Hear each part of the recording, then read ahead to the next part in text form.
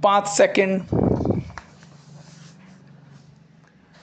उपाध्यक्ष महोदय, मैं राष्ट्रपति महोदय के भाषण पर जो धन्यवाद प्रस्ताव है उसका समर्थन करने के लिए खड़ा हुआ हूँ।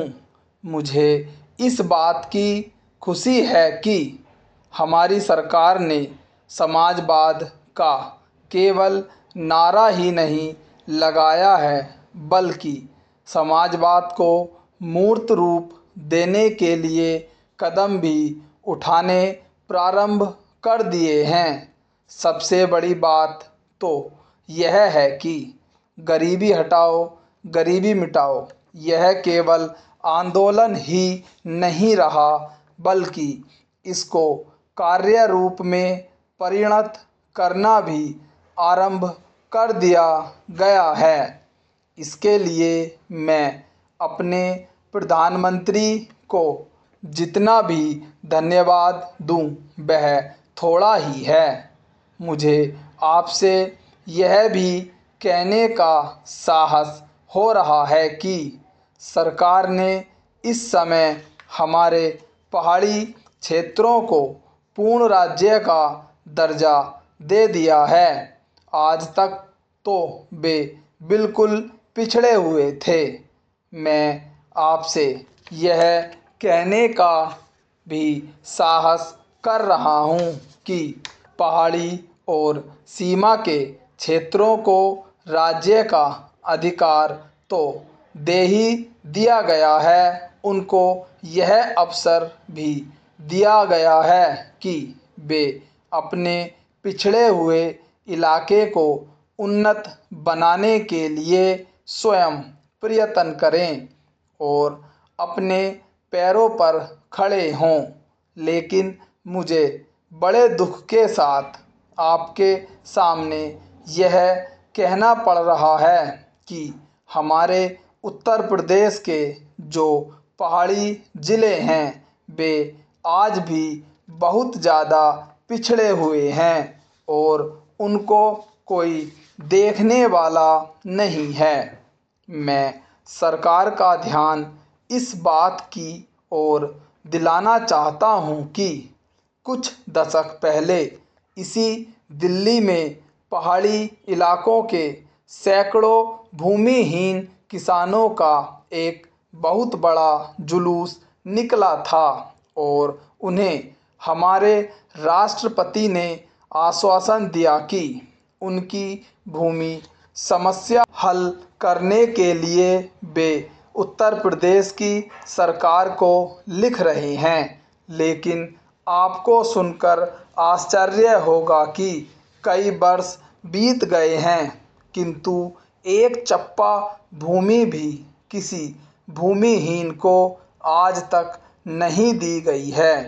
हमारे भूमिहीन किसान कभी जेल में सड़ते हैं और कभी हम कहीं मारे फिरते हैं, लेकिन भूमि उन्हें नहीं मिली।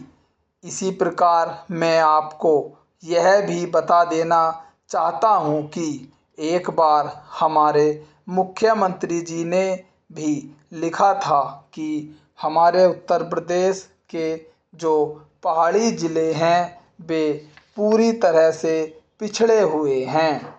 इसके अलावा एक बार हमारे प्रधानमंत्री जब यहाँ दौरे पर आए थे तब उन्होंने एक सार्वजनिक सभा में भाषण दिया था।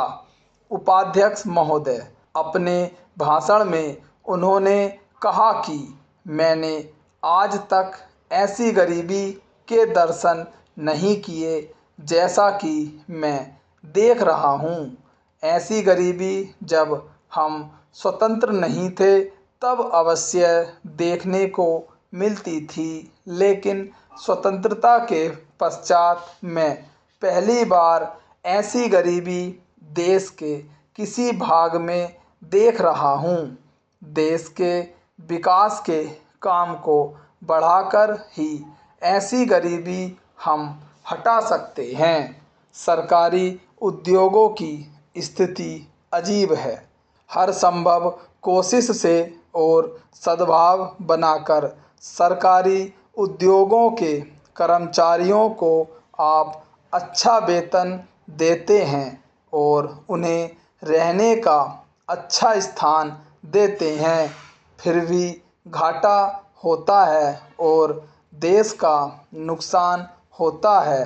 कारण क्या है? कारण यह है कि आपकी औद्योगिक नीति गलत है और जो रुपया आपके पास है उसको भी आवश्यक काम के लिए खर्च नहीं कर रहे हैं।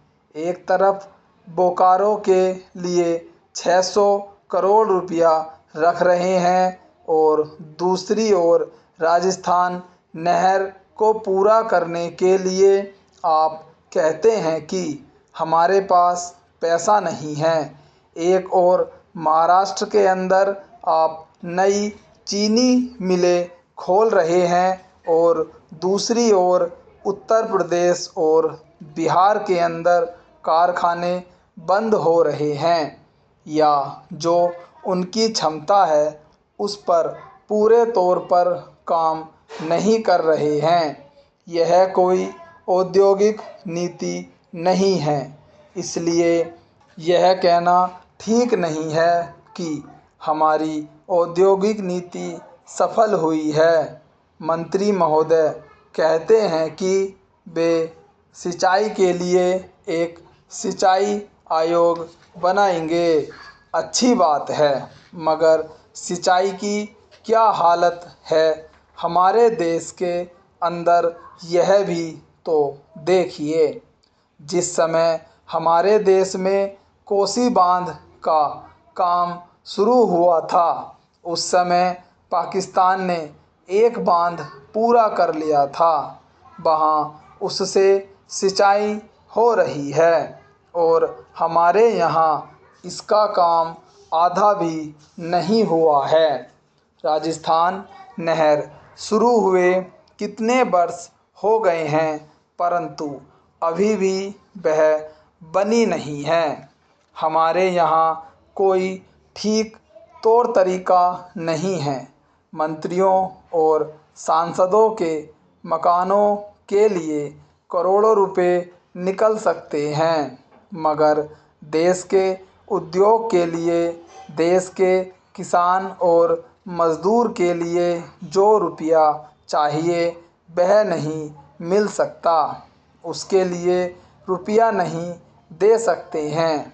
यह कोई उद्योग नीति नहीं है, यह एक खिलवाड़ किया जा रहा है। मैं कल सदन को बतला रहा था कि कुछ सड़कें विश्व बैंक की सहायता से बनने वाली थी।